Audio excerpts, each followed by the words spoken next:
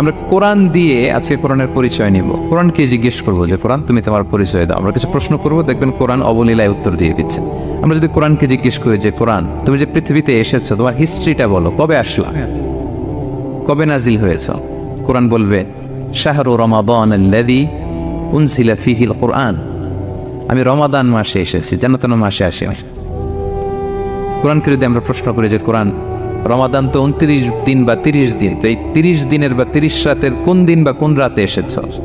কোরআন বলবে ইন্না আনজালনাহু ফি লাইলাতুল কদর, আমি কদরের রাতে এসেছি। সুবহানাল্লাহ বিহামদি।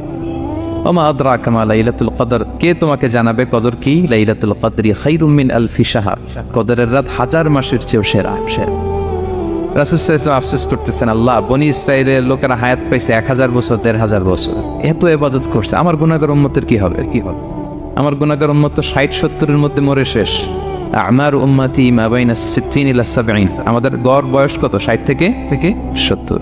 আল্লাহ বলেন চিন্তা করো না, লাইলাতুল কদর খায়রুম মিন আলফি শাহর, তোমার গুনাহগার উম্মতের জন্য আমি কদরের রাত দিয়েছি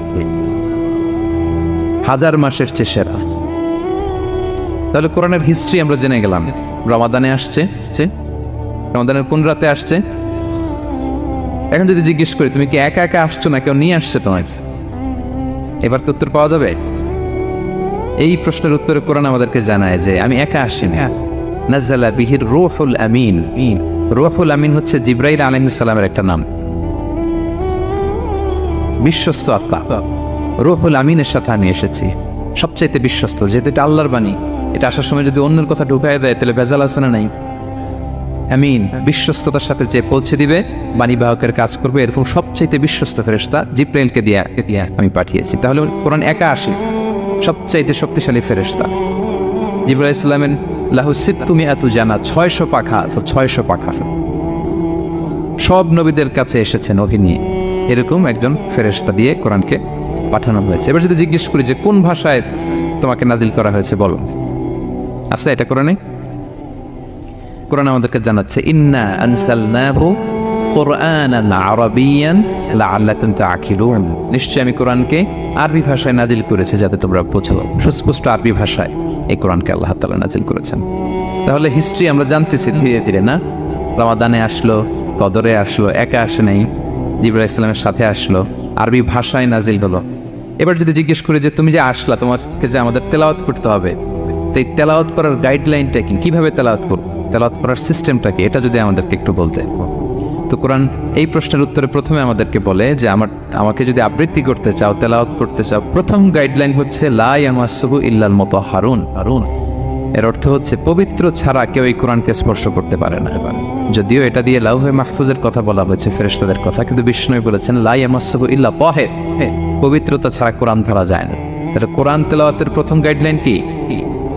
পবিত্রতা। ওযু করতে হবে, ডোন্ট টাচ মি উইদাউট অ্যাবলুশন। কোরআন আপনাকে অর্ডার করবে ওযু ছাড়া আমাকে টাচ করা যাবে না। আচ্ছা, ওযু করলেন, তারপরে কি শুরু করে দিতে পারবেন না? কোরআন বলে ফাইযা ক্বারাতাল কুরআনা ফাস্তাঈয বিল্লাহি মিনাশ শাইতানির রাজীম। কোরআন পড়ার আগে তোমার যে সুস্পষ্ট দুশমন ওই শয়তানের ব্যাপারে আল্লাহর কাছে পানাহ চেয়ে নাও। মানে পড়ো আউযু বিল্লাহি মিনাশ শাইতানির রাজীম বিসমিল্লাহির রাহমানির রহিম।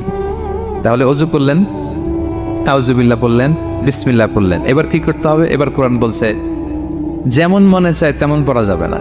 তুমি গানের সুরে, ব্যান্ডের সুরে, হিপ হপ সুরে কোরআন পড়বা, এটা আল্লাহ কবুল করবে না।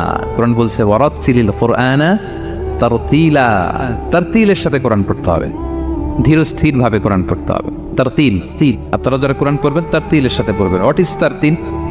আনাস রাদিয়াল্লাহু তাআলা আনহুকে জিজ্ঞেস করা হয়েছিল তারতিল কি, নবী কিভাবে তেলাওয়াত করতেন। তিনি বলেছিলেন ইয়ামুদ্দু বিহা সাওতাহু মাদ্দান। বিষ্ণু ইসলাম প্রতিটি আয়াত টেনে টেনে পড়তেন, এভাবে টেনে টেনে পড়তেন। আবার বিষ্ণু ইসলামের স্ত্রী উম্মে সালামা রাদিয়াল্লাহু তাআলা আনহা তিনি বলতেন ইয়াকাত্তিউ কিরাআতাহু আয়াতান আয়াতান। বিষ্ণু ইসলাম প্রতিটি আয়াত শেষে থামতেন, এক আয়াত পড়ে থেমে আরেক আয়াত, আবার থেমে আরেক আয়াত।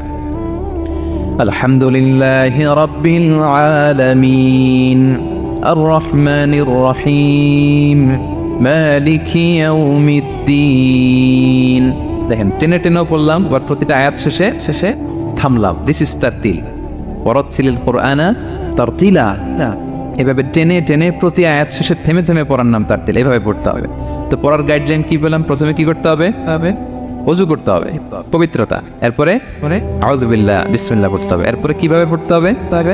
তার তিলের সাথে সাথে। কথা কি বুঝতে পারতেছেন সবাই? বিরক্ত হচ্ছেন না তো আপনারা?